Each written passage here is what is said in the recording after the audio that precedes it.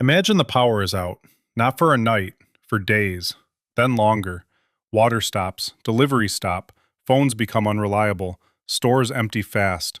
And the picture most people have in their head is simple. The danger comes from outside, some unknown looter, some faceless threat moving in from somewhere else. Usually, that is not the first real problem.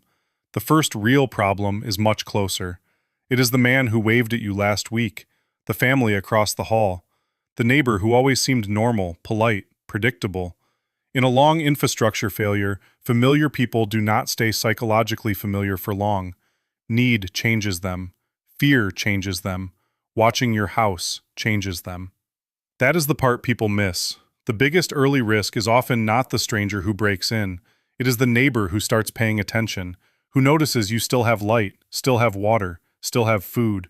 And once that happens, your problem is no longer just scarcity. Your problem is exposure. And if you miss that shift, everything that follows gets harder. This is the core idea of the video. In a prolonged collapse, nearby familiar people become dangerous. Not because they suddenly turn evil, but because pressure, comparison, and proximity make them the most likely source of escalation. And if you read that shift too late, you make the worst mistake possible. You reveal what you have. You show your routine. You lose the ability to choose distance, timing, and response. In other words, you lose initiative before anything openly hostile even begins. So in this video, we are going to break that process down clearly. First, the phases of how a neighborhood changes under stress. Then, the kinds of neighbor threats that emerge from that change. And finally, the practical ways people reduce risk without fantasizing about direct confrontation. Because the dangerous moment is usually not the loud one. It is the quiet moment when someone close realizes you have something they may soon need. Most people imagine collapse as a logistics problem. Water, batteries, cans, fuel, maybe a generator. And that matters. Of course it does. But that is only the visible layer. The harder part is not what people have. It is what people become when routine stops holding them together. A person with supplies but no model of human behavior is often preparing for the wrong enemy. Because hunger does not just weaken the body.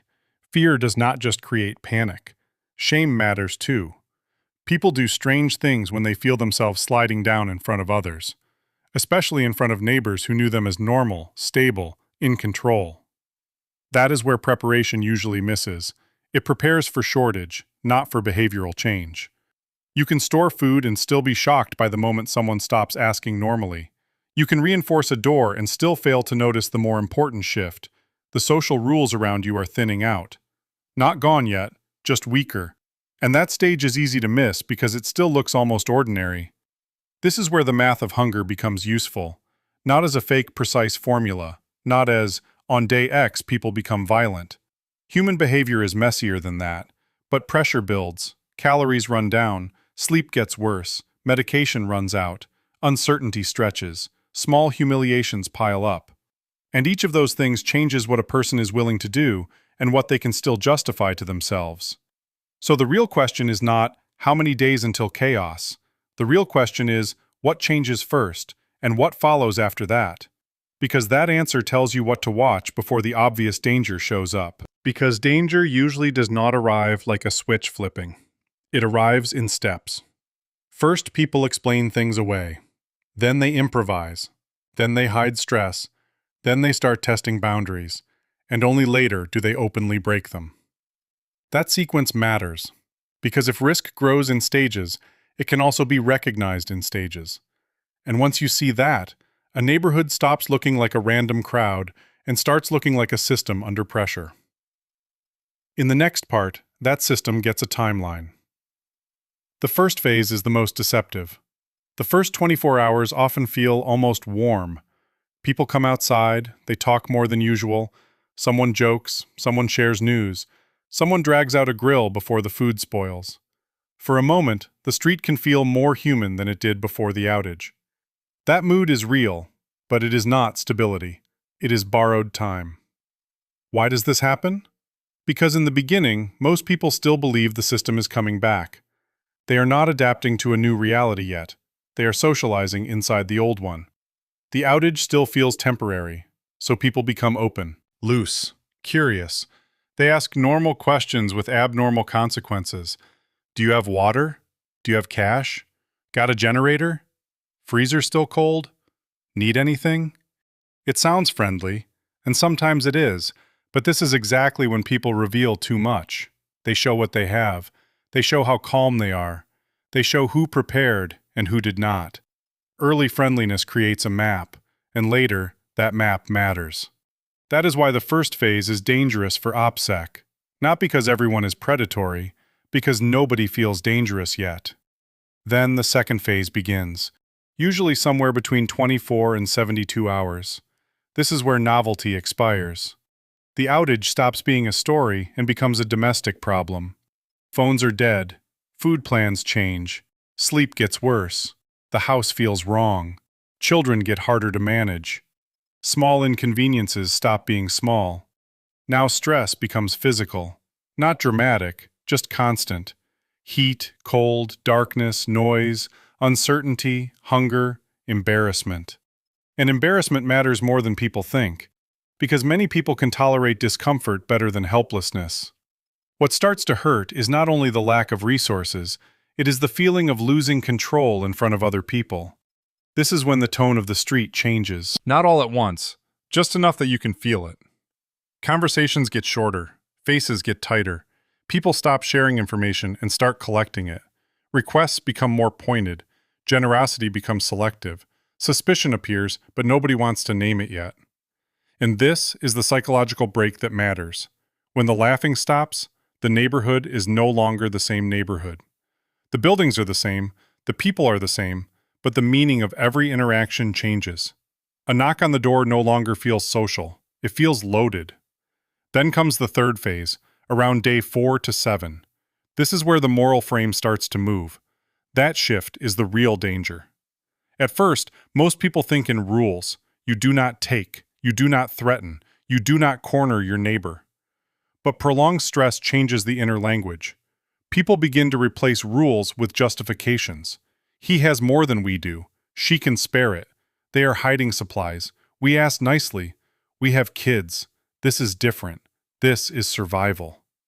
Notice what happened. The person does not need to feel evil. He needs to feel permitted.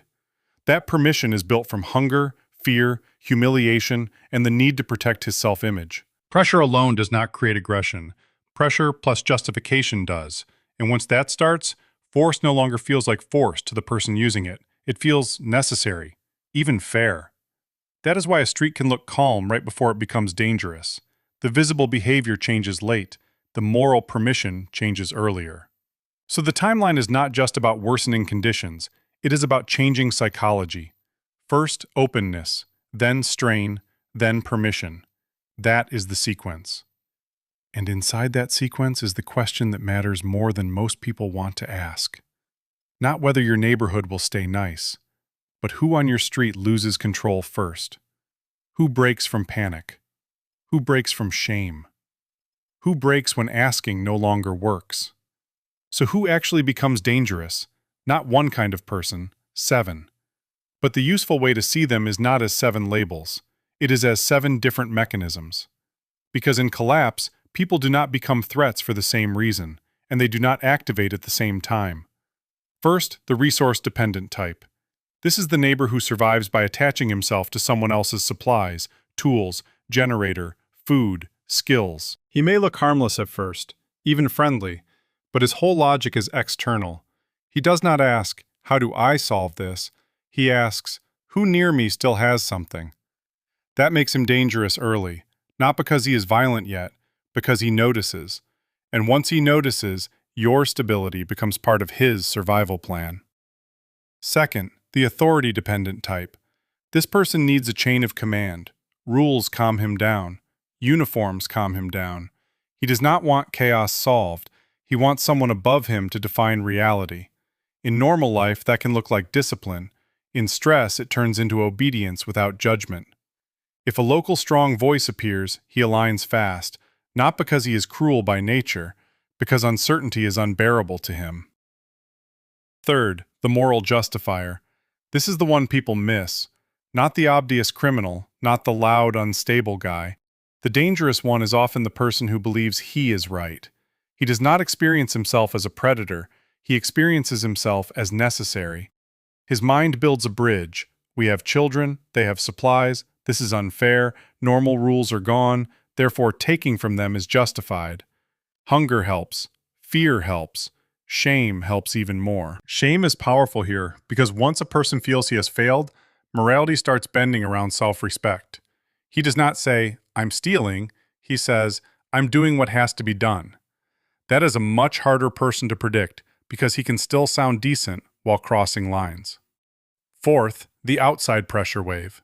Sometimes the threat is not one neighbor's personality at all. It is a social current moving through the block. Rumors, panic, a crowd mood, a few families talking, comparing, escalating each other. People who would do nothing alone start doing things together. Responsibility gets diluted. Courage gets borrowed. This usually appears later when stress becomes shared and public.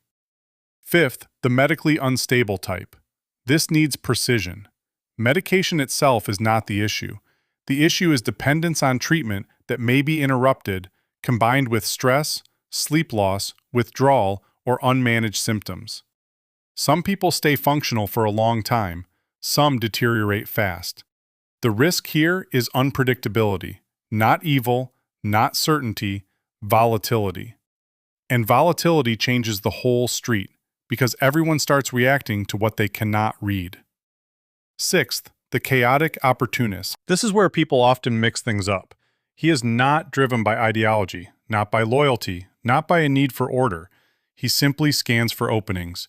An unlocked shed, a dark house, a distracted family. He does not need a grand reason. He needs low friction. In early disorder, he steals. In deeper disorder, he tests boundaries. He becomes more active exactly where consequences become less clear. Seventh, the armed pseudo-leader. This is different from the opportunist.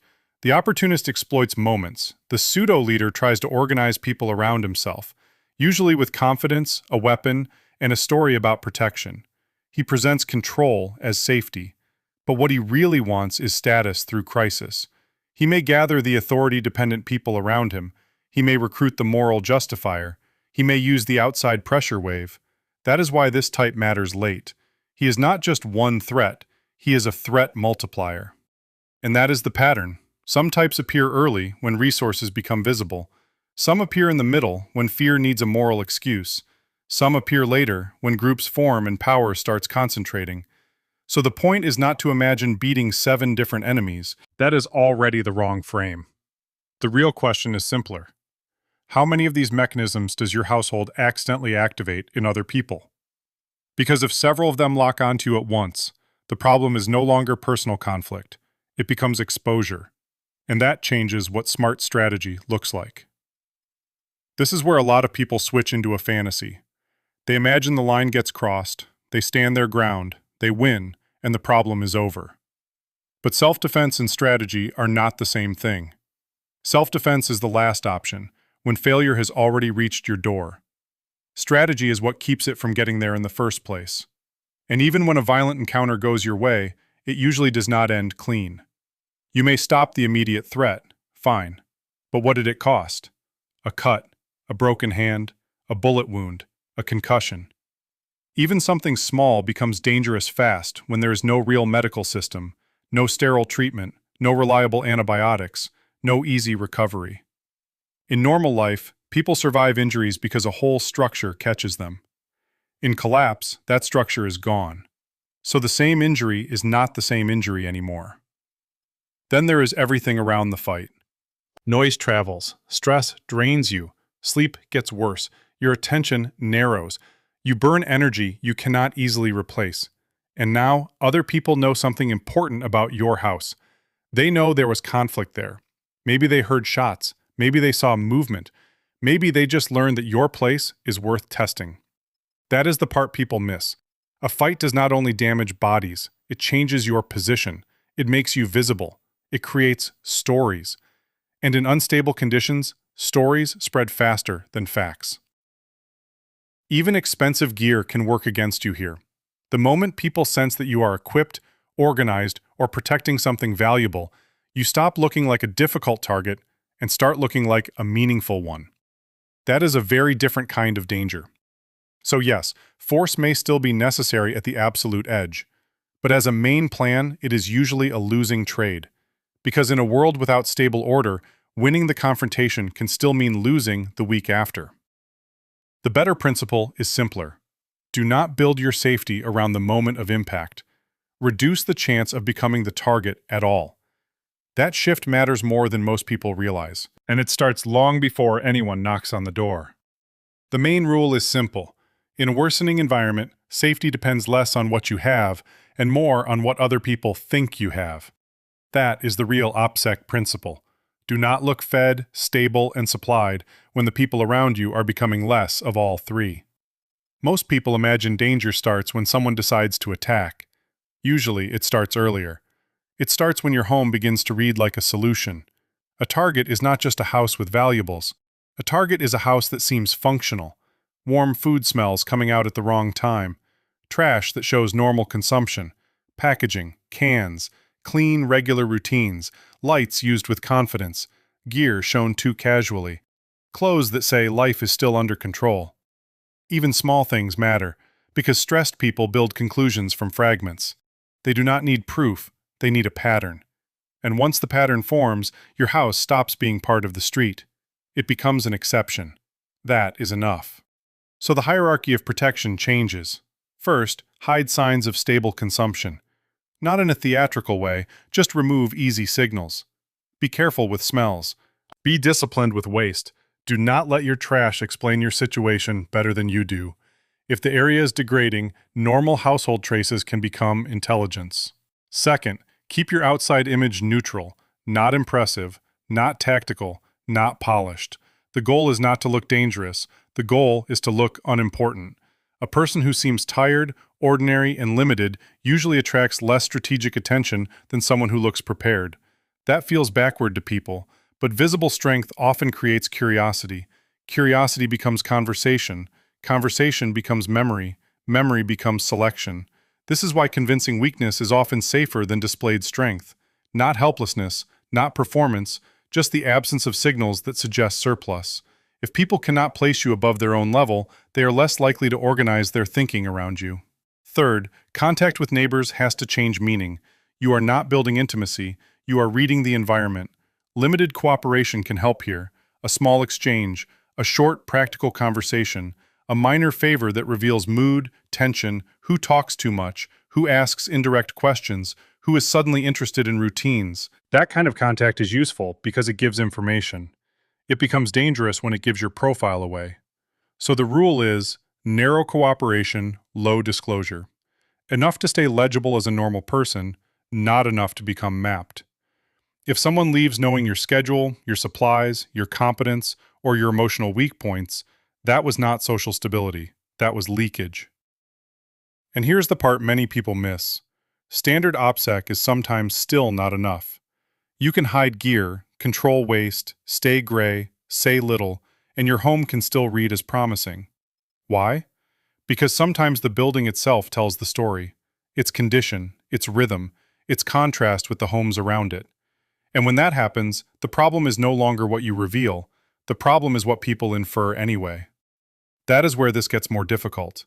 Because now the question is not how to stay unseen. It is what to do when people may come to the door, even if you did almost everything right. There is a point where low visibility stops being enough. At first, people still follow normal social rules. They ask, they hint, they trade, they watch who might help. But hunger changes the sequence. Desperation removes shame first, then patience, and after that, people stop asking who is generous. They start checking who is weak. That is the turn. And once that turn happens, the problem is no longer conversation. It is testing.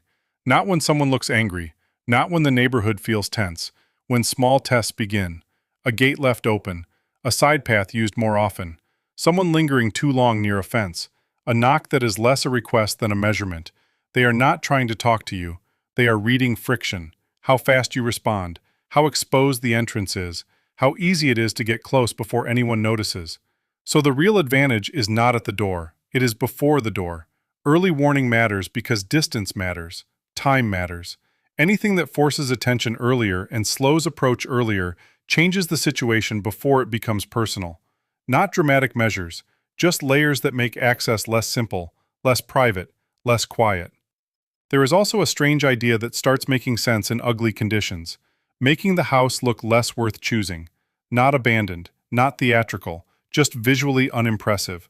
A place that does not signal stored comfort, order, or payoff. This feels backward because people want home to look secure, but visible order can read like hidden reserves. Some take this further with what people call false loot. The logic is obvious. If a place appears already picked over, maybe it gets skipped. But this is where people get careless. Signals work both ways.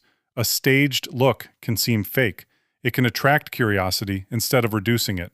It can also tell people that someone inside is thinking defensively, which is its own kind of information. So none of this is a solution. Not concealment, not visual devaluation, not friction. These are delay tools. They reduce selection pressure. They buy minutes, maybe days. And in a dense area, as more people become desperate, the math keeps getting worse, which leads to the harder question most people postpone for too long. That is the part most people avoid. If your best measures only buy time, then sooner or later the real question is no longer how to hold the house. It is whether the location itself is still survivable. All of those measures still matter. Early warning matters, friction matters, looking less attractive matters, but they do not cancel the basic math of a dense suburb. A suburban house feels defensible because it is familiar. 4 walls, a yard, a street you know. But the problem is not the house by itself. The problem is the number of people around it, and what happens to people when resources keep shrinking. At first, most neighbors stay inside their normal identity. They wait, they ration, they try to act decent. Then, pressure builds unevenly. One family runs out first, then another. Then someone gets sick, someone has children, someone realizes help is not coming. And now the area is no longer made of households. It becomes a growing number of urgent needs moving through a tight space. That is where static defense starts losing, not because one attack is unstoppable, because repeated pressure changes the equation. More eyes notice patterns, more people compare who still has power, food, water, medicine. More small tests happen. A locked gate today, a missing tool tomorrow. A question that sounds casual, but is not casual. Geography makes this worse.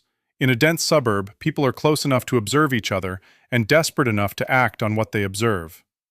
Neighbor psychology is not separate from layout. It is shaped by it.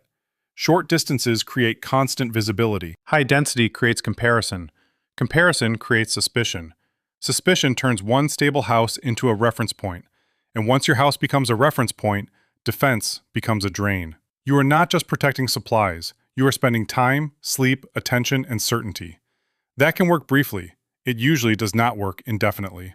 So the long-term tool is not perfect holding. It is recognizing when holding has started to consume more than it protects.